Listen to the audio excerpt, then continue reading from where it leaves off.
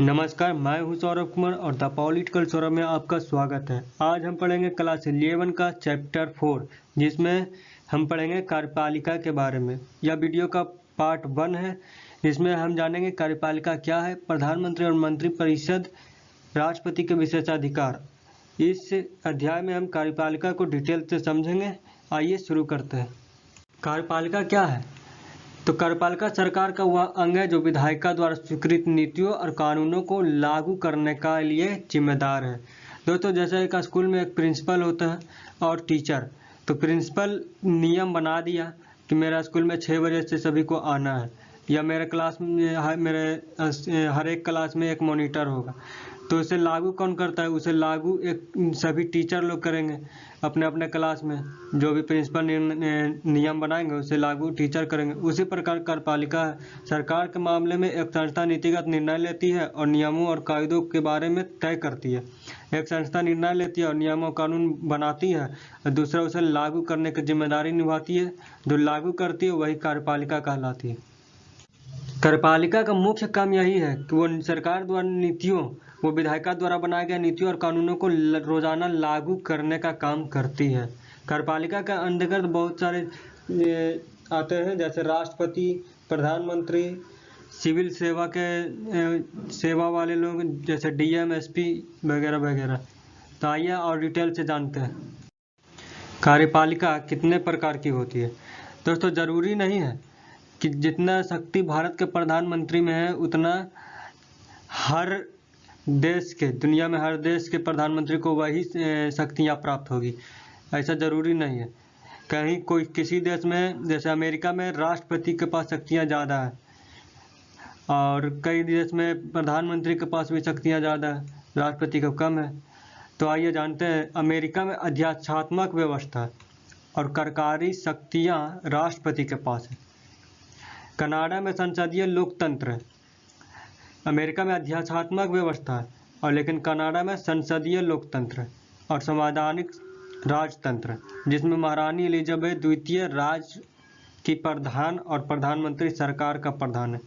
यानी महारानी एलिजाबेथ द्वितीय राज्य के प्रधान, उस देश के प्रधान है, और प्रधानमंत्री सरकार का प्रधान है, वो काम करने वाले सरकार का प्रधान है। फ्रांस में राष्ट्रपति और प्रधानमंत्री यहाँ अर्ध-अध्यात्मात्मक व्यवस्था है, अर्ध-अध्यात्मात्मक व्यवस्था के हिस्से हैं। राष्ट्रपति प्रधानमंत्री और अन्य मंत्रियों की नियुक्ति करता है, पर उन्हें पद से हटा नहीं सकता क्योंकि वे संसद के प्रति उत्तरदायी होते हैं। जापान में संसदीय व्यवस्था है, जिसमें राजा देश का और प्रधानमंत्री सरकार का प्रधान है। इटली में एक संसदीय व्यवस्था है, जिसमें राष्ट्रपति देश का और प्रधानमंत्री सरकार का प्रधान। वहीं रूस में एक अर्ध-अध्यात्मात्मक व्यवस्था है, जिसमें राष्ट्रपति देश का प्रधान है और राष्ट्रपति द्वारा नियुक्त प्रधानमंत्री सरकार का प्रधान। दोस्तों, कार्यपालिका के प्रकार में अध्यात्मात्मक, अर्ध-अध्यात्मात्मक और संसदीय व्यवस्था आते हैं। एक व्यक्ति के नेतृत्व के सिद्धांत पर आधारित प्रणाली और सामूहिक नेतृत्व के सिद्धांत पर आधारित प्रणाली को अपनाया गया प्रकार के रूप में।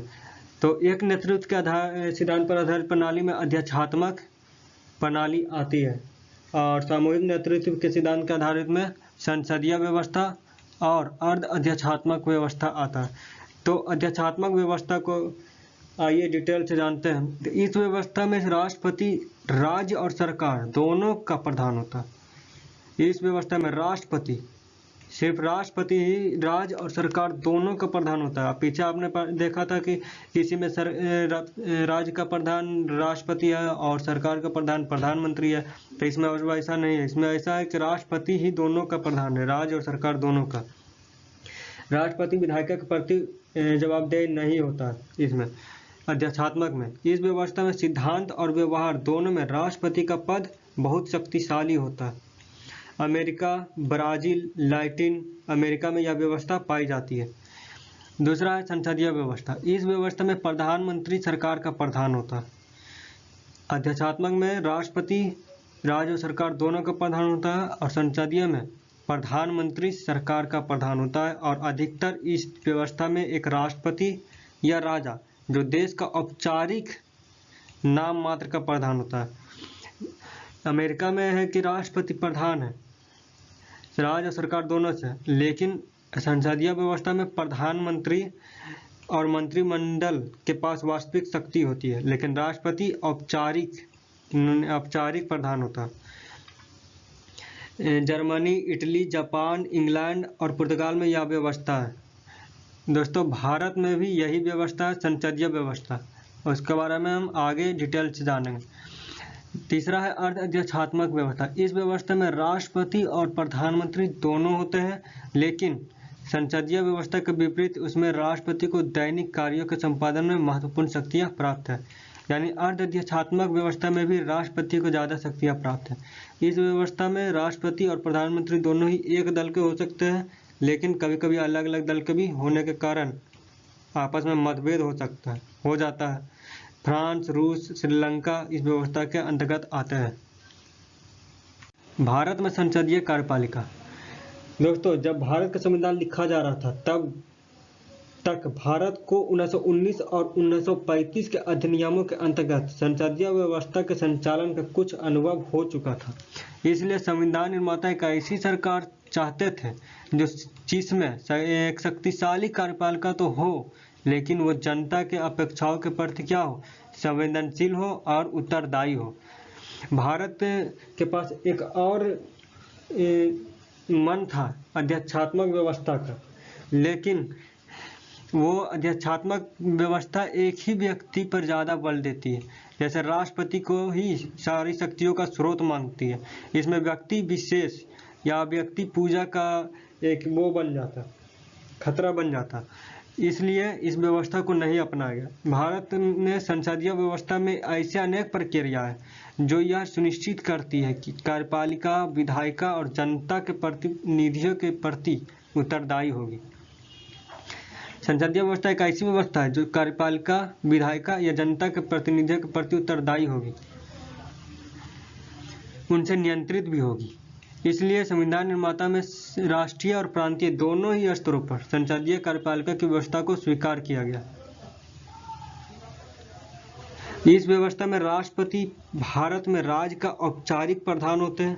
पहले भी आपको बताया, मात्र औपचारिक प्रधान होते हैं, लेकिन प्रधानमंत्री और मंत्रिपरिषद राष्ट्रीय स्तर पर सरकार चलाते हैं। संविधान में औपचारिक रूप से संघ की कार्यपालिका शक्तियां राष्ट्रपति को दी गई है, लेकिन मंत्रिपरिषद के माध्यम से ही राष्ट्रपति इन शक्तियों का प्रयोग करता है। राष्ट्रपति 5 वर्षों के लिए चुना जाता है। राष्ट्रपति का निर्वाचन अप्रत्यक्ष रूप से होता है, जिसमें समानुपातिक प्रतिनिधित्व प्रणाली और एकल संक्रमणीय मत के सिद्धांत के अनुसार इसमें निर्वाचित विधायक और सांसद द्वारा राष्ट्रपति का चुनाव किया जाता है, न कि आम लोगों के द्वारा। राष्ट्रपति द्वारा संविधान के उल्लंघन पर संसद में महाभियोग के प्रक्रिया से विशेष बहुमत प्राप्त करके पद से हटाया जा सकता है। वो भी कब? जब राष्ट्रपति द्वारा संविधान का पालन न किया गया हो, जब राष्ट्रपति संविधान का उल्लंघन किए हो तब। दोस्तों, आज के लिए इतना ही। अगले वीडियो में हम जानेंगे राष्ट्रपति के विशेषाधिकार, प्रधानमंत्री और मंत्रिपरिषद, प्रधानमंत्री के शक्तियों के स्रोत और भी बहुत कुछ, जिसमें हम जानेंगे स्थायी कार्यपालिका के बारे में। वो वीडियो का पार्ट 2 होगा और वो वीडियो इसी वीडियो के अंत में आपको मिल जाएगा, डिस्क्रिप्शन में भी मिल जाएगा। वीडियो को लाइक, शेयर एंड सब्सक्राइब जरूर करें। चैनल को सब्सक्राइब करके बेल आइकन जरूर दबा दें।